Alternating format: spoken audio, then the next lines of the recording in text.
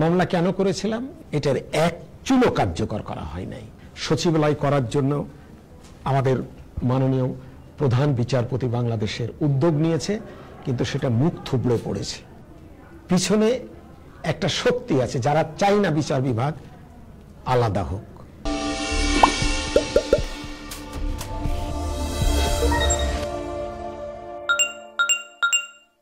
মামলা কেন করেছিলাম?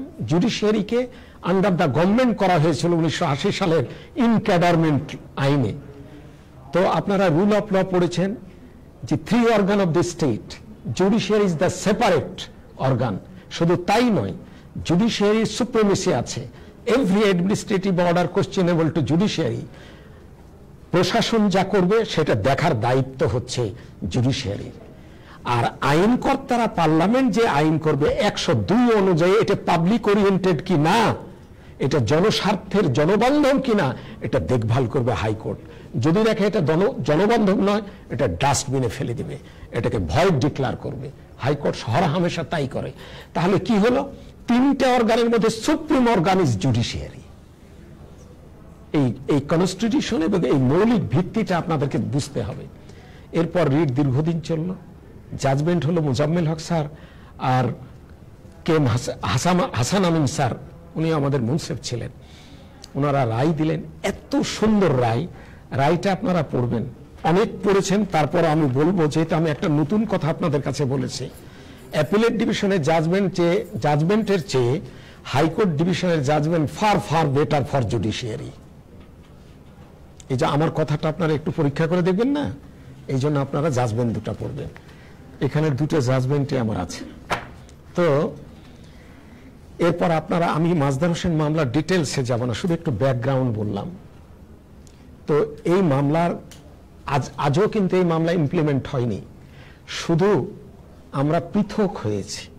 আমাদেরকে সরকারের আন্ডারে বেঁধে রাখার ইনক্যাডারমেন্ট অর্ডারটা আলটা ভাইরাস ডিক্লেয়ার হয়েছে, এটাকে ইলিগাল ডিক্লেয়ার করা হয়েছে। বাট যেমন 6 নম্বর ডাইরেকশন, 12 নম্বর ডাইরেকশনের এবং 8 নম্বর ডাইরেকশনে আছে পৃথক পে কমিশন হতে হবে। নাজমুনারা ম্যাডামের আন্ডারে অধীনে একটা পে কমিশন হয়েছিল, এটাকে এখন প্রশাসন ইনঅ্যাক্টিভ করে রেখেছে।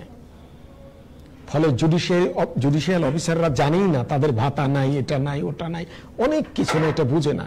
এই মামলার যেদিন রায় দেওয়া হয়, নট লেস দেন সচিব বলা হয়েছিল, এখন সচিবের গ্রেড আরো 2টা বাড়িয়ে দেওয়া হয়েছে, জেলা জজকে আরো ডিগ্রেড করা হয়েছে। আমাদের অ্যাসোসিয়েশন নাই, বিচার বিভাগ নাই, কিচ্ছু নাই, কেউ ভয়ে কণ্ঠ রেইজ করে না। 16টি বছর অ্যাসোসিয়েশনকে সরকার যা বলেছে তাই করেছে, ফলে জুডিশিয়ারির স্বার্থ ইনশিওর হয় নাই, এখন করতে হবে এটা। তো এই অবস্থা ওখানে ছিল। আর 8 নম্বর ডাইরেকশনে ছিল সেপারেশন, আন্ডার পার্লামেন্ট অ্যান্ড অ্যাডমিনিস্ট্রেশনের অধীনে বিচার বিভাগ থাকবে না। এটার এক চুলো কার্যকর করা হয় নাই। সচিবালয় করার জন্য আমাদের মাননীয় প্রধান বিচারপতি বাংলাদেশের উদ্যোগ নিয়েছে, কিন্তু সেটা মুখ থুবড়ে পড়েছে।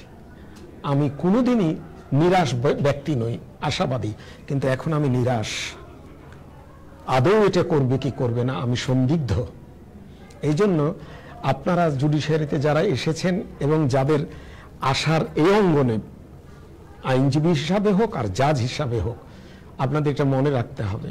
এবং এটা আমার জন্য না, আপনার জন্য না, দেশের বেটারমেন্টের জন্য। আপনি দুনিয়ার সভ্য ভালো ভালো দেশের জুডিশিয়ারি দেখেন, জুডিশিয়াল সুপ্রিমেসি সব জায়গায়।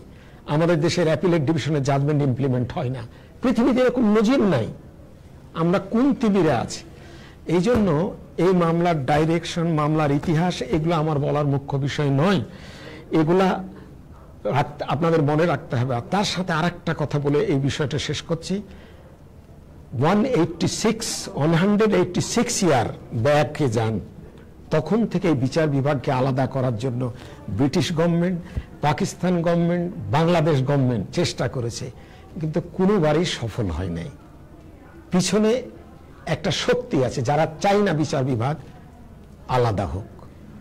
এবং সবচেয়ে আমাদের জন্য অন্তরা হয়েছে পলিটিক্যাল অথরিটি। যারাই এসেছে তারা কেউই চায় না, কোনো পার্টিকুলার দলের কথা আমি বলছি না, অল আর ইকুয়াল।